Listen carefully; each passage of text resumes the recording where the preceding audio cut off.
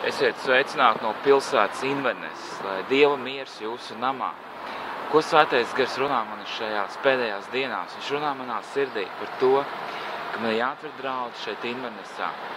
Un 20. jūlijā es būšu Latvijā.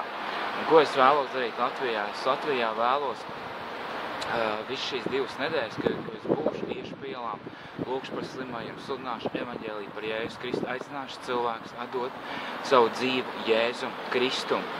Tā ir mana vēlēšanās. Un pagaidām es jau filmēšu Ņūkopu draudzē, bet pēc tam, tas ir, teikt, jūlija beigās, es domāju šeit atvērt draudzi un kalpot cilvēkiem, atdot savu dzīvi Jēzum Kristum, jo mēs abi ar sieviņu gribam kalpot Dievam un veltīt viņam savu dzīvi, savu uzmanību, savu laiku un aicinu jūs katru kalpot Dievam Jēzus Kristus vārdā. Āmen. Esiet svētīti Jēzus Kristus vārdā. Āmen. Debes Tēvs, es pateicos Tev par šo brīnišķīgo dienu, par šo brīnišķīgo laiku, ka Tu svētī šo Inverness pilsētu, ka Tu svētī un vadi mūs katru savā gaismā un savā godībā. Svētī katru, kas mūs skatās šodien šajā dienā, Jēzus Kristus vārdā. Āmen.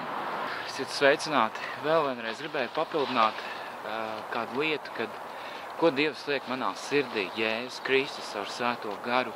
Tas ir slāpes un ilgas pēc viņa katru dienu. Es slāpes, es ilgojos un es saprotu, man ir daudz jālūdz. Es vēlos vienkārši šo laiku daudz veltīt lūkšanām. Un tad jūlijā vienkārši iet Latvijā pie ielām, lūgt par slimajiem. Tas ir tas, ko es darīju, tad, kad es kalpoju saudzgrībā Staicela alojā, es gāju pie ielām. Es uzliku cilvēkiem rokas un lūdzu, un cilvēki tika dziedināti, cilvēki tika atbrīvoti, cilvēku dzīves tika izmainīts. Un tas ir tas, ko es vēlos. Es vēlos ar šeit Invernessā to darīt, lūgt.